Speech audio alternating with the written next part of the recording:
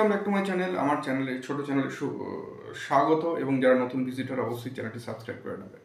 আজকের বিষয় হচ্ছে 5 সালা বন্দোবস্ত, 1 সালা বন্দোবস্ত এবং 10 সালা বন্দোবস্ত।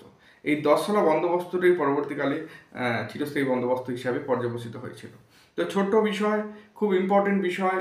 যদি আমরা ইতিহাস ঘাঁটতে চাই, ইংরেজদের সম্পর্কে, তাদের ভূমি রাজস্ব সম্পর্কে যদি জানতে চাই, এই 3টি বন্দোবস্ত অবশ্যই জেনে রাখার দরকার। তবে বন্ধুরা, এই 3টি বন্দোবস্ত জানার আগে ছোট্ট একটি পটভূমি আছে, সেটুকু আমি ভিডিওতে অলরেডি বলে এসেছি। যে ছোট্ট পটভূমি হচ্ছে যে বক্সার যুদ্ধের পরবর্তী সময় কি হয়, এলাহাবাদ চুক্তি হয়। এলাহাবাদ চুক্তির মাধ্যমে 1765 সালে কি হয়, দেওয়ানি লাভ করে। দেওয়ানি লাভের ফলে বাংলা, বিহার, উড়িষ্যার রাজস্ব আদায়ের ক্ষমতাটা কিন্তু ইস্ট ইন্ডিয়া কোম্পানির ক্ষমতার মধ্যে চলে আসে। কিন্তু ইস্ট ইন্ডিয়া কোম্পানি হঠাৎ তো ক্ষমতা, তারা রাজস্ব আদায় করতে পারবে না, তারা একটা পরিকাঠামো তৈরি করতে পারবে না। তাই ইস্ট ইন্ডিয়া কোম্পানি সুচতুরভাবে আমাদেরই দেশের দুজন দালাল, আমি দালালই বলতে চাইছি, আমাদের দেশের দালালরা না থাকলে হয়তো ইংরেজরা আমাদের দেশ শাসন করতে পারতো না, সেই জন্য দালালই বলছি আমি।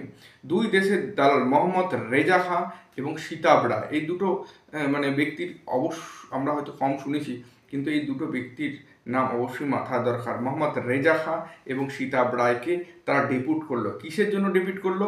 যে রাজস্ব আদায় কিভাবে করতে হবে, তার নীতি কানুন এই আমাদেরই দেশের দুই বাঙালির হাতে দিয়ে দিয়েছিল। এর ফলে ইংরেজ হয়তো ডাইরেক্টলি ইন্টারাপ্ট করতো না ভূমি রাজস্বর বিষয়। কারা করতো? এই রেজা খাঁ এবং সীতাব রায়। তাদের অর্থ ও প্রাচুর্য চরিতার্থ করার জন্য তারা কি করতো? প্রজাদের কাছ থেকে, কৃষকদের কাছ থেকে জোরপূর্বক রাজস্ব আদায় করত। এবং 65, 66, 67, 68 সাল, এই যে বছরের এগোচ্ছে তত রাজস্বের আদায়ের যে অ্যামাউন্ট, সেটা কিন্তু তারা বৃদ্ধি করে যাচ্ছিল এবং ইংরেজদের অর্থনৈতিকভাবে তাদের প্রাচুর্য করছিল, তার সাথে সাথে নিজেদেরও অর্থনৈতিকভাবে প্রাচুর্য করছিল। এর ফলে তারা অত্যাচার করছিল প্রজাদের উপর বিভিন্ন পদ্ধতিতে, বিভিন্ন আইন কানুন মিলে, বর্তমানে যেটা হয় আমরা দেখি অনেক অংশে। যাই হোক, এর ফলে 1770 সালে কি হয়, 76-এর মন্বন্তর। 76-এর মন্বন্তরের এই অত্যাচার তো ছিলই, ভূমি রাজস্ব ব্যবস্থার একটা মুখ থুবড়ি খেয়ে পড়ার মতো অবস্থায় ছিল, তার সাথে সাথে প্রাকৃতিক বিপর্যয়। 1769 সাল থেকে 1770 সালে এক মহামারী আসে, খরা, অনাবৃষ্টির ফলে আরও প্রজাতির অবস্থা দুর্বিষহ হয়ে ওঠে। এর ফলে প্রায় 1/3 মানুষ মারা গিয়েছিল, না খেতে পেয়ে, রোগে ভুগে ভুগে মারা গিয়েছিল। যাই হোক, খুব বাংলার অবস্থা খুব বাজে হয়ে গিয়েছিল। এর ফলে ইংরেজ গভর্নমেন্টও বুঝতে পেরেছিল যে বাংলার অবস্থাকে আবার পুনরায় ঠিক জায়গায় নিয়ে আসতে হবে, তার সাথে সাথে ভূমি রাজস্ব ব্যবস্থাটাকে উন্নতি করতে হবে। তাই 1772 সালে লর্ড ওয়ারেন হেস্টিংকে এখানে পাঠায়। ওয়ারেন হেস্টিং প্রথমে যখন আসে তখন এই গভর্নর পদটাকে বিলুপ্ত করে দেয়। বিলুপ্ত করে দিয়ে যে পদটি ক্রিয়েট করে সেটা হচ্ছে গভর্নর জেনারেল। তাই ইতিহাসের পাতায় আমরা দেখি প্রথম গভর্নর জেনারেল হচ্ছে ওয়ারেন হেস্টিং। ওয়ারেন হেস্টিংয়ের মূল উদ্দেশ্যই ছিল প্রশাসনিক পরিকাঠামোকে মান উন্নয়ন করা এবং রাজস্ব আদায়ের কথাটা বলছি, রাজস্ব কিভাবে জোরপূর্বক আদায় করে ইংরেজ সরকারকে পাঠাতে হয়, সেই লক্ষ্যে এখানে ওয়ারেন হেস্টিং আমাদের দেশে প্রথম গভর্নর জেনারেল হিসাবে এখানে আসে। তো ওয়ারেন হেস্টিং প্রথম লক্ষ্য করে দেখলো যে এই যে রেজা খাঁ আর সীতাব রায়, তাদের হাত থেকে যে ক্ষমতা ছিল রাজস্ব আদায়ের ক্ষমতা, সেটা কেড়ে নিয়ে কোম্পানির হাতে নিযুক্ত করেন। কোম্পানি তো হঠাৎ করে একটা এত বড় রাজস্ব পরিকাঠামো করতে পারবে না, সেই জন্য একটা কমিটি গঠন করে। কমিটির 2জন মেন সদস্য থাকে। এই সদস্য দুটোর মেন কাজ হচ্ছে ওয়ারেন হেস্টিংয়ের সঙ্গে যোগসূত্র স্থাপন করা, একটি ভালো নীতি নির্ধারণ করা, যাতে সহজে রাজস্ব আদায় করা যায়। সেই দিকে লক্ষ্য রেখে 5 সালা বন্দোবস্ত তৈরি হয়। 5 সালা বন্দোবস্ত এই শুরু হলো যে রাজস্ব আদায়ের যে পরিকাঠামো বা সংস্করণ 5 সালা বন্দোবস্ত দিয়ে শুরু হলো। 5 সালা বন্দোবস্ত 1772 থেকে 1777 সাল পর্যন্ত চলেছিল। এই 5 সালা বন্দোবস্তের মধ্যে বলা হয়েছিল যে এই জমির মালিকানা 5 বছরের জন্য জমিদারকে দেয়া হবে এবং এই 5 বছরের মধ্যে যে রাজস্ব আদায় প্রায় 10 ভাগের 9 ভাগ যেন কোম্পানির খাতায় থাকে। এর ফলে কি হয়, যারা জমিদার ছিল তারা প্রজাদের মান উন্নয়ন না করে, কৃষিক্ষেত্রে অর্থনৈতিক ডেভেলপমেন্ট না করে জোরপূর্বক রাজস্ব আদায় করতে থাকে।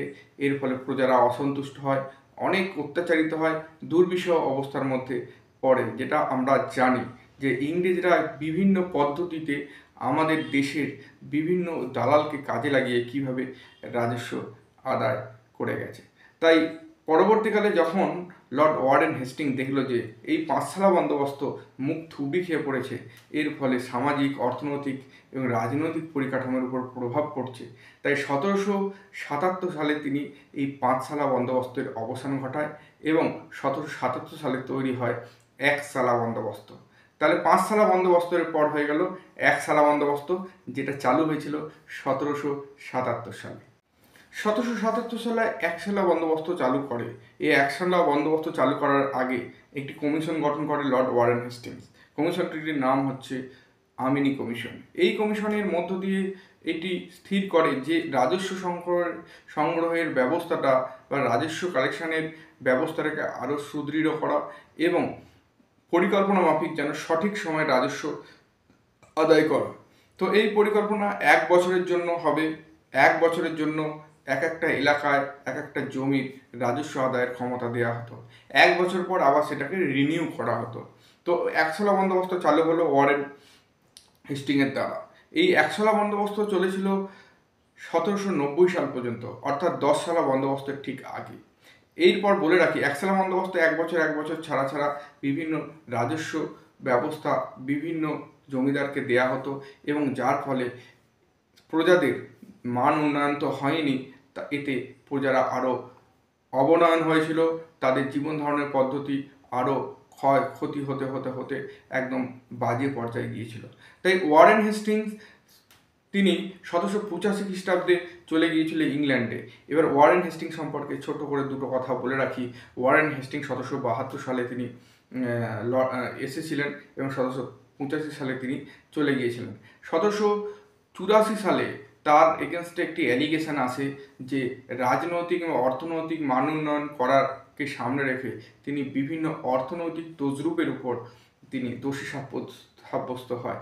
তাই 1785 খ্রিস্টাব্দে তাকে ইংল্যান্ডে ডেকে নেওয়া হয়। তার পরবর্তীকালে একজন অস্থায়ী গভর্নর জেনারেলকে দেওয়া হয়। তারপরে 1787 খ্রিস্টাব্দে লর্ড কর্নওয়ালিস নতুন গভর্নর জেনারেল হয়ে আসেন। লর্ড কর্নওয়ালিস 1787 সালের পর থেকে দেখতে থাকে যে একশালা বন্দোবস্ত বা যে বন্দোবস্ত চলছিল ভূমির রাজস্ব ব্যবস্থা সংগ্রহের ক্ষেত্রে, সেই বন্দোবস্ত সেই ফল দিতে পারছে না, ইস্ট ইন্ডিয়া কোম্পানিকে সে ফল দিতে পারছে না। এর ফলে যে মধ্যস্বত্তা অর্থাৎ দালালরা বিভিন্ন সুযোগ সুবিধা পাচ্ছে এবং তাদের অর্থ প্রাচুর্য আস্তে আস্তে বেড়ে যাচ্ছে। তখন এই একশালা বন্দোবস্ত চেঞ্জ করে 1790 সালে 10 সালা বন্দোবস্ত চালু করে এবং 10 সালা বন্দোবস্ত 10 বছরের ট্রামে হয়। 1790 সালে কর্নওয়ালিস চালু করে এবং এক একটা এরিয়া এক একটা জমিদারকে 10 বছরের জন্য এখানে রাজস্ব আদায়ের ক্ষমতা দেয়া হয়। সালা বন্দোবস্ত 1790 সালে প্রবর্তিত হওয়ার পর এই 10 সালা বন্দোবস্ত 1793 সালে চিরস্থায়ী বন্দোবস্ত পর্যবসিত হয়। অর্থাৎ একটি জমিদারকে তার মালিকানা দেয়া হয় এবং মালিকানা দেওয়ার 10 বছরের জন্য যে রাজস্ব একটা টার্গেট দেওয়া হতো, সেই টার্গেট ফুলফিল করতে হতো এই জমিদার সম্প্রদায়কে। এই চিরস্থায়ী বন্দোবস্ত আরেকটি আইন ছিল, সেই আইনটি হচ্ছে সূর্যাস্ত আইন। অর্থাৎ যে সময়ে রাজস্ব আদায়ের যে টাকা বা অর্থ ইংরেজ কোম্পানিকে জমা দেওয়ার ডেট থাকতো, সেই ডেটের মধ্যে যদি রাজস্ব আদায়কৃত রাজস্ব যদি জমিদার বা মালিক না দিতে পারত, তাহলে সেই রাজত্ব ইংরেজরা কেড়ে নিত। অর্থাৎ এই আইনের মাধ্যমেই আস্তে আস্তে যে আঞ্চলিক রাজ্যগুলোকে ক্যাপচার করার একটা প্রি প্ল্যান ইংরেজ গভর্নমেন্ট বা ইস্ট ইন্ডিয়া কোম্পানি করে নিয়েছিল। অর্থাৎ 10 সালা এই চিরস্থায়ী বন্দোবস্তের মধ্যে দিয়ে সূর্যাস্তের আইনের মধ্য দিয়ে এক একটি রাজ্যকে ক্যাপচার করার প্রি প্ল্যান কিন্তু করে নিয়েছিল ইংরেজ গভর্নমেন্ট। তাই চিরস্থায়ী বন্দোবস্ত ইতিহাসে একটি গুরুত্বপূর্ণ অংশ। তাই বন্ধুরা, খুব ইজি ম্যাটার। আমাদের ভূমিরাস্য সংস্করণ বলতে গেলে ইস্ট ইন্ডিয়া কোম্পানির আমলে পাঁচশালা বন্দোবস্ত, যেটি চলেছিল 72 থেকে 77 সাল পর্যন্ত। এরপর হয়েছে একশালা বন্দোবস্ত, যেটি ওয়ারেন হেস্টিং প্রবর্তিত করেছে 77 থেকে 90 সাল পর্যন্ত চলেছিল। এবং 90 সালে লর্ড কর্নওয়ালিস কী করেছিল? 10 শালা বন্দোবস্ত। এই 10 শালা বন্দোবস্তই 1793 সালে চিরস্থায়ী বন্দোবস্ত নামে পর্যবসিত হয়েছিল। এই চিরস্থায়ী বন্দোবস্তের একটি আইন ছিল, যেটি হচ্ছে সূর্যাস্তের আইন। অর্থাৎ ঠিক সময় মতো যদি আদায়কৃত রাজস্ব যদি কোম্পানির হাতে তুলে দেওয়া না হতো, তাহলে এই নিয়ম অনুযায়ী সেই রাজত্ব ইংরেজরা ক্যাপচার করে নিত। ছোট ভিডিও, যদি ভালো লাগে চ্যানেলটি সাবস্ক্রাইব করে নিও, আর যদি আরও ভালো লাগে তাহলে শেয়ার করো, কমেন্টস করো, তাহলে ভালো।